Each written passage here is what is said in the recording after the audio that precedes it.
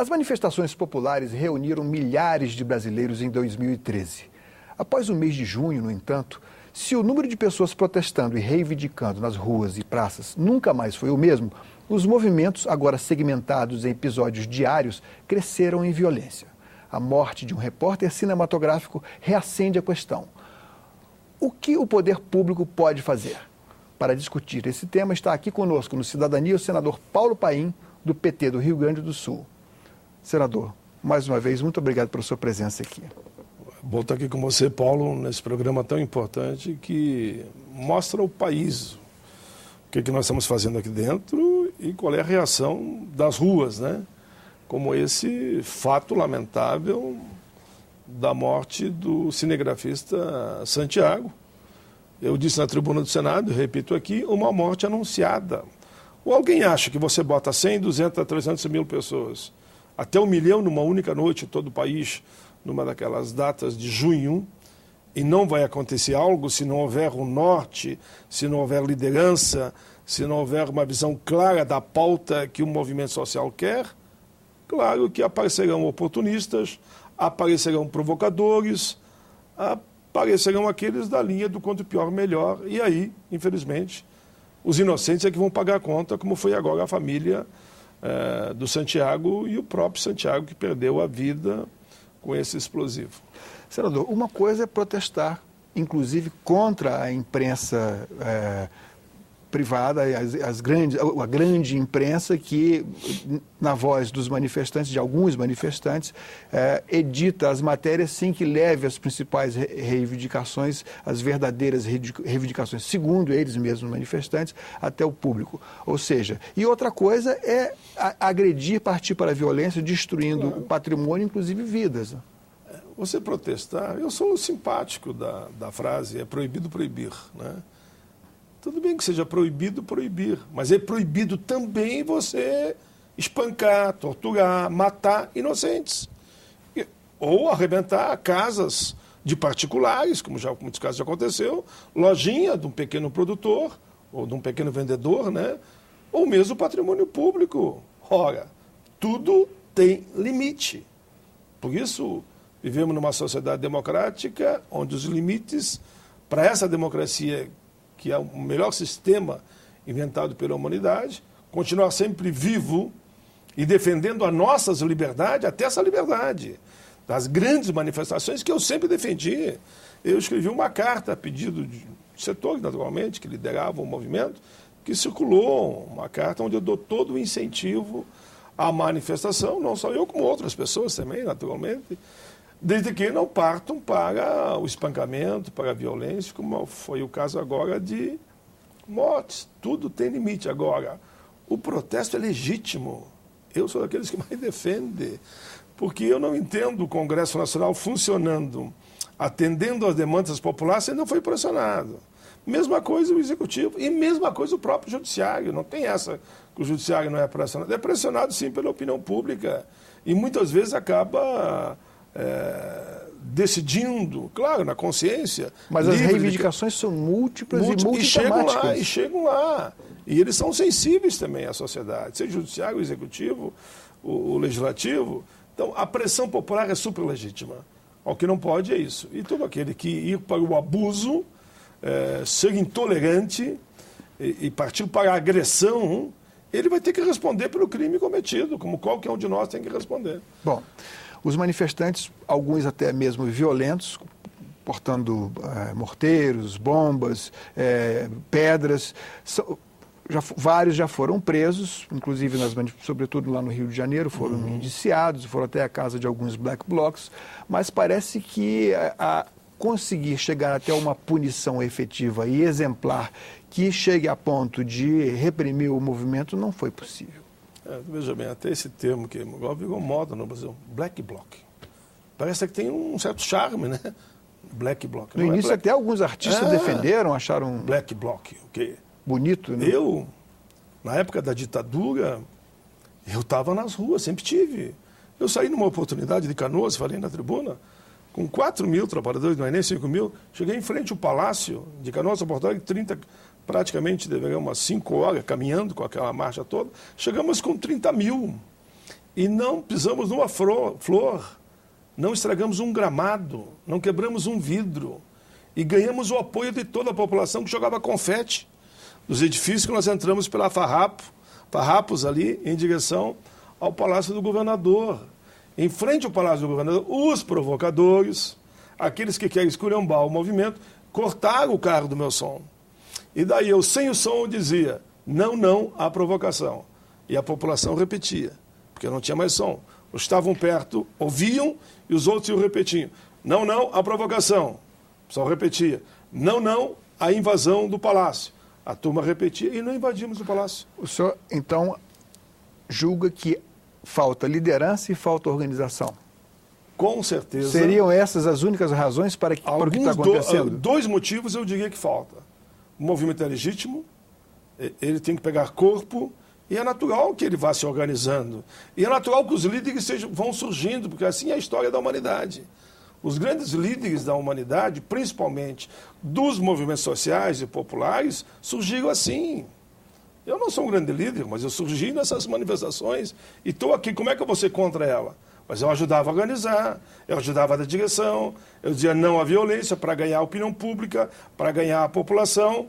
Eu cheguei a dizer na tribuna que eu digo que essa agressão e partir para a violência e até assassinato é, no mínimo, inconsequente, irresponsável e até uma política burra, que você joga a população contra o movimento que é legítimo e justo. Como o senhor explica essa escalada da violência, então, senador? A escala da violência, para mim, são grupos mascarados que não querem assumir a sua identidade. Veja, na época da ditadura, repito, lá atrás, nós fazíamos grandes caminhadas e não vi ninguém de máscara. Que eu me lembre, não vi uma pessoa que tinha medo do que ele defendia.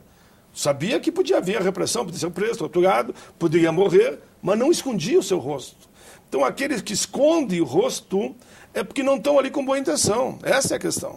Mas já houve uma iniciativa da Segurança Pública, se eu não me engano, de Pernambuco, em proibir a presença de mascarados nas manifestações. Estou me referindo aos mascarados. Os que estão mascarados e não assumem, não botam a cara para bater no bom sentido, eu digo, para a reação e a ação, é porque não estão com boas intenções. Eles é que não estão com boas intenções. Os outros estão ali de alma limpa e coração solto, defendendo as teses na educação, na saúde, na habitação, no combate à violência, enfim, os aposentados, os trabalhadores, estão ali com esse espírito. Eu cheguei a dizer na tribuna ontem, quando me disseram, não, porque a segurança tem que ser... Não é bem assim. Como é que os policiais ou a segurança vão controlar... eu digo nem 100 mil pessoas, não controla. 10 mil não controla. 5 mil não controla. Por isso que eu falei na tribuna que compete muito aos próprios manifestantes. Eles têm que chegar e dizer, mas para que essa máscara aí? Por que tu não está aqui que nem eu? Né? Quando alguém partir para a violência, pô, para que violência? Qual é o problema?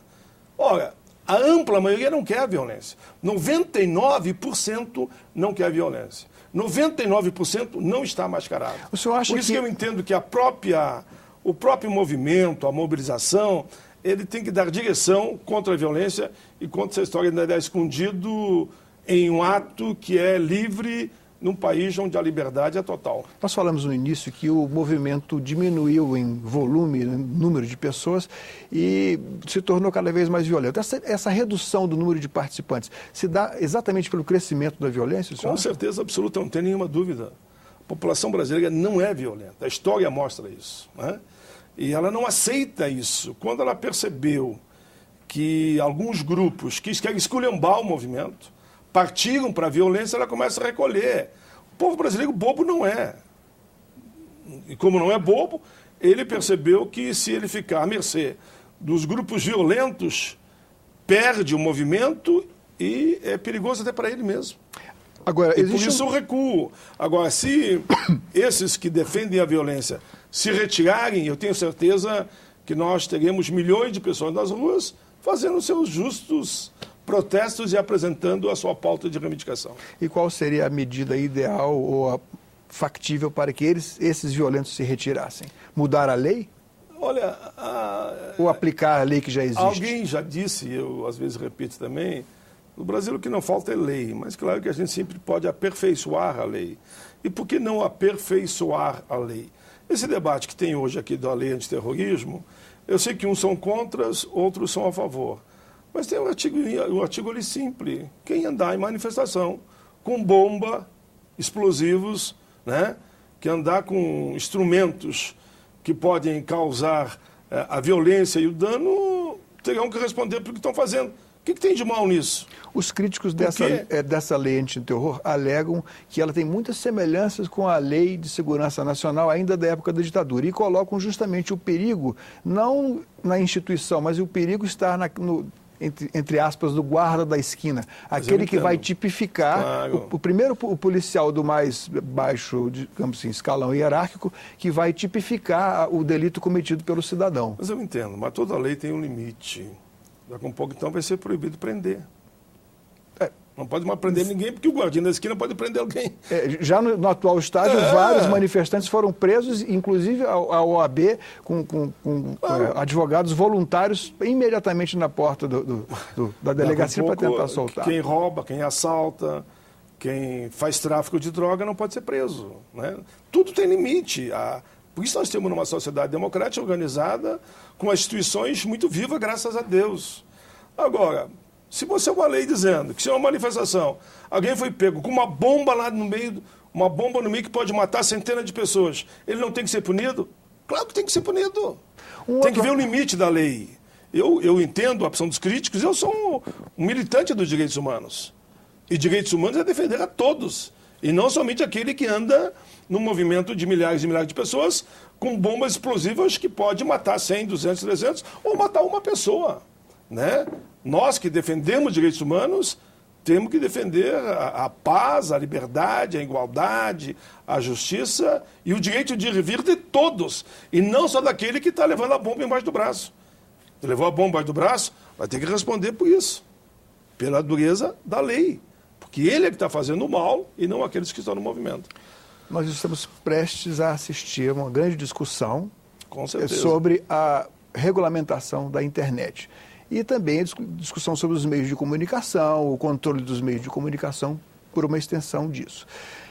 Eu pergunto, até que ponto o senhor acha que a internet, a rede de comunicação, as redes sociais, via computadores, foi determinante para que facilitasse esses movimentos e, por extensão, a convocação de grupos violentos? Isso é natural. No meu tempo era o boletimzinho na porta de fábrica ou na porta da universidade, no tempo de escola. Mas a finalidade era diferente. Não, mas no meu tempo das mobilizações, das passeatas e tudo com uma certa direção, eu não digo controle absoluto, mas com uma certa direção, era o boletimzinho. Agora, tu convocar uma manifestação pela internet, eu não vejo problema nenhum. Os tempos mudaram e nós temos que nos adaptar, e a sociedade também, aos novos tempos. Tu convocar pelo instrumento de liberdade total, que é, queremos ou não, a internet, né? Você convocar pessoas para uma manifestação de protesto é uma coisa. Agora, você querer convocar as pessoas pela internet para assaltar um banco ou para quebrar um banco é outra coisa. O senhor acha legítimo responder? O senhor acha legítimo, então, o aparelho de segurança do Estado, a Secretaria de Segurança, ou os órgãos de inteligência acessarem a internet para ver que tipo de comunicação está havendo ali? Ou em que casos isso poderia ser feito? Olha, você querer acompanhar o debate pela internet, acho que todo mundo faz. O meu gabinete faz. O Palácio faz. O Judiciário faz. O setor da sociedade organizada, todos acompanham e participam intensamente. A questão toda é nós trabalharmos com as redes sociais e usando as próprias redes sociais para combater a violência. Não precisa ter uma lei dizendo que você não pode convocar manifestações. Pode sim, e deve convocar. Isso depender de mim para acabar com o fator providenciário. Por exemplo, eu quero mais que todas as redes sociais convoquem aí para vir 5 milhões de pessoas dar uma pressão aqui no Congresso. Daí pode, no meu caso, que eu estou dizendo. E por que não pode se manifestar pela internet, entendendo que a questão da saúde ou da educação, ou sei lá, ou da própria violência merece um protesto? Pode. O que nós temos que ter o limite é da razoabilidade, do bom senso e combater a violência. Isso que é fundamental. No mais, a internet é legítima para convocar as manifestações de protesto. O senhor acha que deveria haver, então, um entendimento suprapartidário de todas as entidades, sobretudo do Congresso Nacional, do Executivo, do Judiciário, para tentar encontrar uma solução? Acho que todos os democratas, todos aqueles que lutam efetivamente pelos direitos humanos de uma forma universal, eles têm que ter essa visão. Nós somos maioria. Nós que defendemos os direitos humanos de forma universal para todos, e não só para aquele que comete o crime, que às vezes o pessoal entra numa linha que direitos humanos é defender quem comete o crime. Não, senhor. Claro que a situação dos presídios aqui é condenável, inclusive no meu estado do Rio Grande do Sul. Mas nós temos aqui direitos humanos, é direito de todos. É de todos os 200 milhões de brasileiros. Nós, todos, é que temos que caminhar, já que somos 99%, que somos contra a violência, para o campo do que eu chamo da razoabilidade, do entendimento e do bom senso. Manifestações, sim. Violência, não. Essa é a palavra de ordem que nós temos que fazer, que norteie a caminhada de nós todos aqui no Congresso e da sociedade no seu todo. Estamos há 4 meses da Copa do Mundo, que será um evento que naturalmente vai atrair as atenções do mundo inteiro para cá. O que o senhor acha que pode acontecer? Eu acho que o brasileiro é um apaixonado, né, pelo futebol. Aí quando eu entro na história do 99%, que eu falei muito aqui, eu posso falar 90%. Tem quem não gosta, mas 90% gosta do futebol.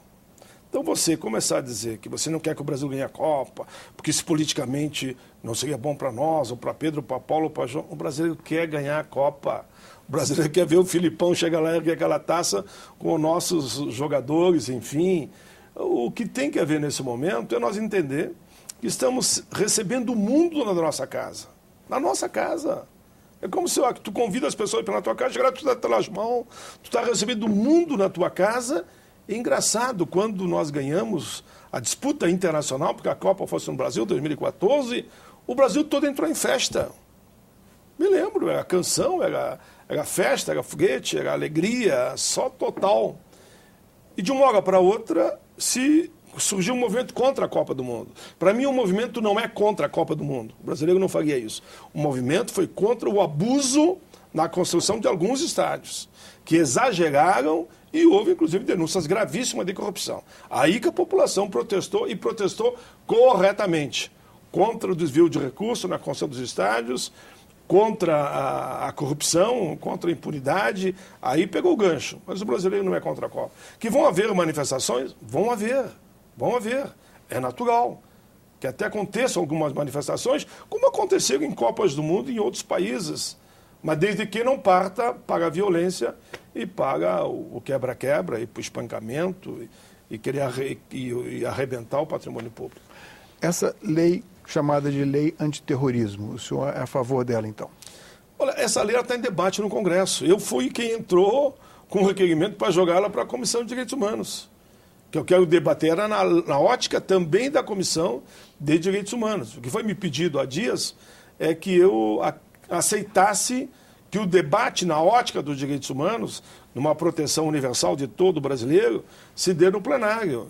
E já ouvi a opinião de certos juristas que são contra, e eles têm fundamentos, inclusive, em diversos artigos, que eles acham que isso não pode ser, que não seja usado como instrumento de combater a liberdade e o direito de ir e vir, que é inconstitucional, e inclusive de protestar. Isso eu concordo com eles. Agora, que tem que ter uma lei que diga que quem entra no campo de futebol com uma bomba está fazendo um crime e tem que ser preso e vai responder pelo que fez, antes que ele detone a bomba. É só isso que nós queremos. Se for muito bem dirigido, o debate da legislação, que garanta a segurança do povo brasileiro, enfim, de todos aqueles que aqui vieram nos visitar, por exemplo, na Copa, nós não podemos ser contra. É uma medida preventiva e não uma medida punitiva. Mas tem que ter o bom senso. Não dá para achar que agora que um menino com uma placa ou, enfim, fazendo um protesto, menino forma de expressão, né? O cidadão fazendo um protesto na linha de ir e vir ou fazendo uma greve, ele está cometendo um crime. Isso não é crime coisa nenhuma. Tem que ter muito claro o que é o crime numa lei que combata os assassinatos covardes como esse que aconteceu em relação ao nosso querido Santiago, que estava lá trabalhando e dando cobertura, inclusive, para o movimento. Ele estava mostrando as imagens para o Brasil e para o mundo de que no Brasil havia um protesto contra a mobilidade, as falhas na mobilidade urbana. Senador, o senhor gosta de futebol? Gosto. Joguei no juvenil do Flamengo, do Juventude, e me pergunto muito hoje, daí, o senhor é gremista ou é colorado? Eu sou Caxias. E por que eu sou Caxias? Que o antigo Flamengo, que é o time do povão lá, ele virou Caxias, porque Caxias, Juventude e Flamengo fundiram num só. Depois Juventude volta, e o Caxias continuou. Eu fiquei sendo Caxias e já fomos campeão brasileiro uma vez, hein? Então o senhor acompanha o futebol e tem visto esses episódios de violência, sobretudo no final do ano passado, claro. Aquele episódio entre o Vasco e o Atlético Paranaense, que aconteceu lá em Minas também. Em Blumenau. E outros mais recentemente. O senhor não acha que isso é um sintoma do que não pode acontecer fora dos estádios, já que nos estádios vai haver praticamente, primeiro, a barreira do preço dos ingressos, né? Depois, dentro do estádio não tem toda a divisão das torcidas, há uma certa segurança. Fora do estádio é muito mais vulnerável, né? Quando eles se encontram, estão chegando e tal. Mas existe hoje Não está faltando... Existe o Estatuto do Torcedor, né? Existe toda uma legislação, que se ela for bem aplicada, não precisa uma outra lei. Essa lei que nós estamos debatendo aqui no Congresso é contra o extremo do extremo do extremo, seja dentro do estádio ou fora do estádio. Mas essa lei que atingiria esse artigo... Atingiria também quem porta bombas... Claro, o cara aí com uma bomba dentro do estádio vai levar ferro. Quem quiser lá... Também enquadrado na lei antiterrorismo. Bem enquadrado, vai ser enquadrado, sim. E o que quiser lá mesmo na entrada do estádio, começar a atirar ou querer... explodir alguma coisa para ferir as pessoas, o patrimônio público, ele tem que responder mesmo, que o meu direito termina quando começa o direito do outro. E eu, na minha vida, eu levo muito uma frase que gravei desde pequeno: se coloque sempre no lugar do outro. Tu gostaria que alguém botasse uma bomba na tua casa? Tu gostaria que alguém jogasse uma bomba, como jogaram sobre esse cinegrafista, que fosse teu filho, tua mãe, teu pai, teu tio, ou você mesmo? Nesse aspecto, eu acho super importante, porque desloca o eixo digamos assim, da caracterização do crime, não do objetivo desejado pelo que porta a bomba, mas pelo fato, pelo fato em si. Fato em si, fato real. Cometeu o crime, tem que responder em qualquer sociedade do mundo. Me diga uma sociedade do mundo que alguém portando uma bomba não vai ter que responder. Me digam, não existe isso. Tem que ter cuidado na lei, como dizem alguns juristas, especialistas, claro, para não virar uma lei que daí sim vai querer proibir tudo. Não, não é isso. Nós queremos combater o crime hediondo contra a população. É essa a ótica que nós estamos olhando como membro aqui da Comissão de Direitos Humanos. E aí ninguém pode nos negar o debate. Vamos fazer o bom combate e o bom debate. E que a lei efetivamente seja uma lei que veio para proteger a todos, mas pegar aquele que tem instinto animalesco, o instinto de matar, de agredir. Esse tem que ser punido e vá para a prisão para ser recuperado. Bom, daí os métodos de recuperação é outra discussão. Senador, muito obrigado pela sua presença aqui no programa mais uma vez. Eu que agradeço. Meu tocaio Paulo. Cidadania conversou com o senador Paulo Paim sobre a violência nas manifestações. Mande suas críticas e sugestões para nós. Ligue para 0800 61 2211 ou acesse www.senado.leg.br/TV. Nesse endereço você pode ver de novo ou baixar uma cópia deste ou de qualquer outro programa da TV Senado. Obrigado pela atenção e até o próximo Cidadania.